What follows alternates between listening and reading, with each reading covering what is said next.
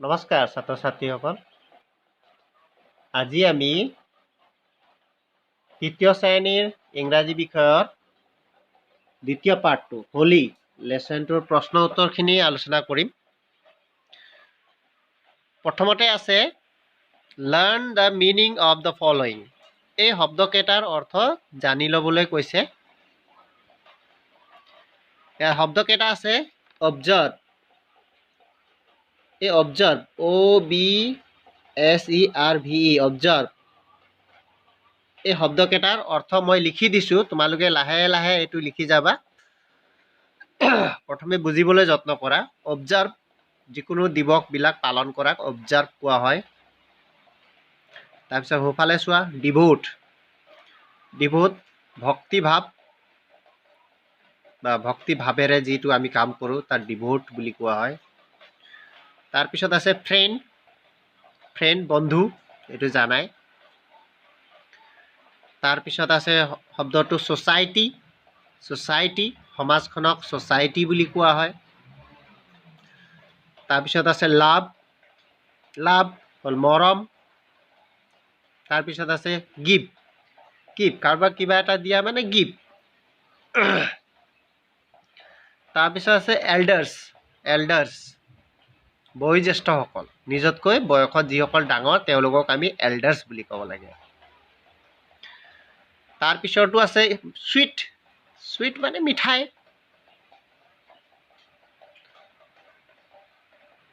মিঠাই বুজি পাইছাই। তাৰপিছৰ শব্দটো আছে ৰেচপেক্ট। ৰেচপেক্ট শব্দটোৱে সন্মান কৰা বুজায়, সন্মান জনোৱা। তাৰপিছত আছে মেক।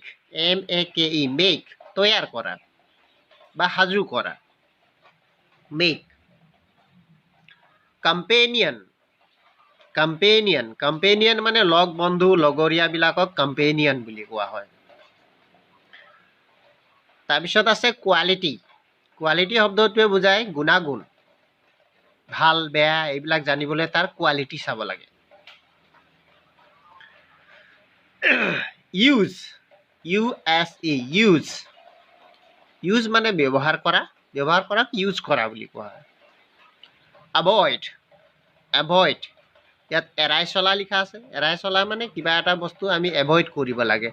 যেনেকৈ এইকেইদিন আমি ঠাণ্ডা পানী এভইড কৰিব লাগে, মানে ঠাণ্ডা পানী ব্যৱহাৰ কৰিব নালাগে। ৰিলেটিভ। ৰিলেটিভ সম্পৰ্কীয়সকল, তোমালোকৰ বা আমাৰ যিসকল নিজৰ মানুহ আছে তেওঁলোকক আমি ৰিলেটিভ বুলি কওঁ। তাৰপিছত আছে হাৰ্মফুল। হাৰ্মফুল ক্ষতিকাৰক। কিছুমান পদাৰ্থ আমাৰ কাৰণে হাৰ্মফুল বা ক্ষতিকাৰক, সেইবিলাকে আমাৰ শৰীৰৰ ক্ষতি কৰিব পাৰে। তাৰপিছত আমি চি পাৰ্টটোত পাইছোঁ ফুল মুন ডে। ইয়াত ডে বুলি ক'লে সেইকাৰণে ফুল মুন ডে।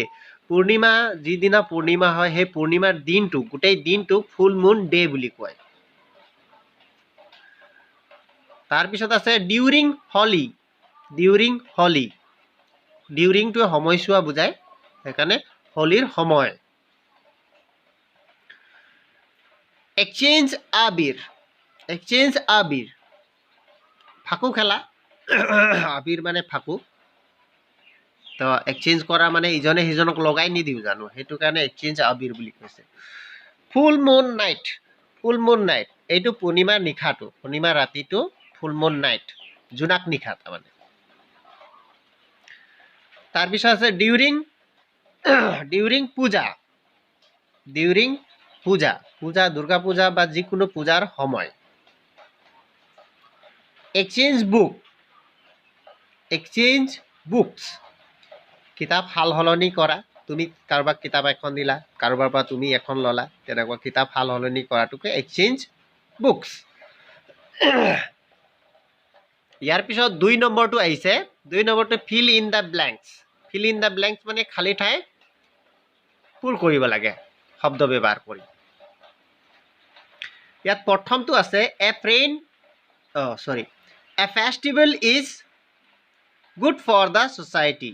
ইয়াত খালী ঠাইত গুড শব্দটো বহুৱাই দিয়া হৈছে। A festival is good for the society. এটা উৎসৱ সমাজখনৰ কাৰণে ভাল, খুব ভাল, সেইটো বুজাবৰ কাৰণে গুড ব্যৱহাৰ কৰা হৈছে। ইয়াত বেড নহয়, গুড হ'ব। তাৰপিছত বিটো চোৱা, বিট আছে we should avoid harmful colors. We should avoid harmful colors. harmful মানে ক্ষতিকৰ ৰংবিলাক আমি কি কৰিব লাগে? এভইড কৰিব লাগে। ইউজ নহয়, এভইড কৰিব লাগে, এৰাই চলিব লাগে। তাৰপিছৰটোত আছে C we give colored powder to our elder during Holi as a mark of respect. We give colored powder. আমি ৰঙীন পাউডাৰ মানে ফাকুবিলাক আমাৰ বয়োজ্যেষ্ঠসকলকো দিওঁ। সেইটো কিহৰ চিন হিচাপে? ৰেচপেক্ট, সন্মানৰ চিন স্বৰূপে। ৰেচপেক্ট, ৰেচপেক্ট মানে সন্মান, সন্মানৰ চিন স্বৰূপে আমি ডাঙৰসকলক দিওঁ। এইখিনিলৈকে বুজি পালা? ইয়াৰ পিছত তললৈ যাওঁ। এইটো make sentences with the following sets of words. ইয়াত শব্দ খেলি মেলিকে দিয়া আছিলে, সেই শব্দখিনি যদি পুনাই লিখোঁ, সজাই ধুনীয়াকৈ লিখোঁ, তেনেহ'লে ই এটা ধুনীয়া বাক্য হ'ব। যেনেকৈ এটোত বাক্য বনাবলৈ তিনিটা শব্দ যিটো খেলি মেলিকে দিয়া আছে, প্লে, উই, হলি এনেকৈ দিয়া আছে। আনচাৰটোত চোৱা, উই প্লে হলি, এইটো এটা ধুনীয়া বাক্য হ'ল। আমি হোলী খেলোঁ, এনেকুৱা এটা হ'ল। ঠিক তেনেকৈ বিট খেলি মেলিকে দিয়াখিনি হ'ল কালাৰ্ছ গিভ উই। ইয়াক ধুনীয়াকৈ সজালে কি হ'ব? উই গিভ কালাৰ্ছ, আমি ৰং দিওঁ, ৰং সানো। ইয়াৰ পিছত আছে চি মাদাৰ চুইট প্ৰিপেয়াৰ্ছ। ইয়াৰ উত্তৰটো হ'ব মাদাৰ প্ৰিপেয়াৰ্ছ চুইট। তাৰপিছতো চোৱা ডি নম্বৰটো উই চুইটছ ইট এনেকৈ লিখা আছে, ইটো খেলি মেলি হৈ আছে। এতিয়া ইয়াক সজাই যদি আমি লিখোঁ, উই ইট চুইটছ, আমি মিঠাই খাওঁ। তাৰপিছত ইটোত চোৱা, ইটোত আছে অবজাৰ্ভ হলি উই, তো ইয়াৰ উত্তৰটো হ'ব উই অবজাৰ্ভ হলি। হ'লে এইখিনিলৈকে বুজি পালা? তোমালোকে ভিডিঅ'টো আৰামত চাবা, কাৰণ মই PDF ইয়াৰ যিটো লিখা মেটেৰিয়েলটো, লিখাখিনি আকৌ মই কাগজত লিখাখিনি মই তোমালোকলৈ পঠিয়াই দিম নহয়, গতিকে ভিডিঅ'টো চাওঁতে অকল বুজি যাবা। ইয়াৰ পিছত প্ৰশ্ন উত্তৰ, মূল প্ৰশ্ন উত্তৰখিনি। Who played Holi in Vrindavan? প্ৰশ্ন 4 নম্বৰ এ, প্ৰশ্নটো সুধিছে who played Holi in Vrindavan? বৃন্দাবনত হোলী কোনে খেলে বা খেলিছিল?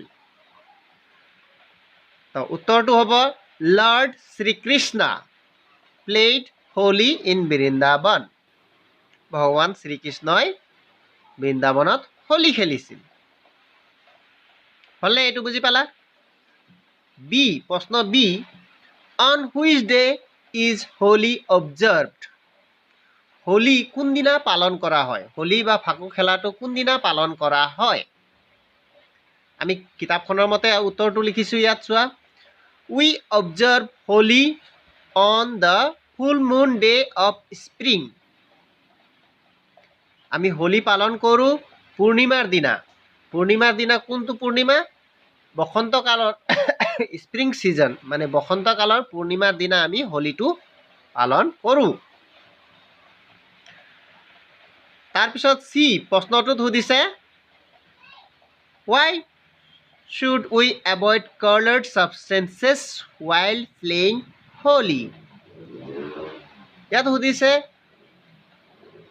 কিছুমান ক্ষতিকৰ ৰং কিয় আমি এৰাই চলিব লাগে? ইয়াৰ উত্তৰটো হ'ব চোৱা, কাৰণ because some colored substances are harmful to our skin.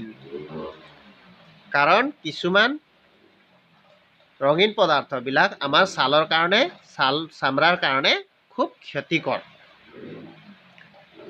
তাৰপিছত শেষৰ প্ৰশ্নটো চোৱা D with whom did lord Shrikrishna play Holi ভগৱান শ্ৰীকৃষ্ণই কাৰ সৈতে হোলী খেলিছিল লৰ্ড শ্ৰীকৃষ্ণ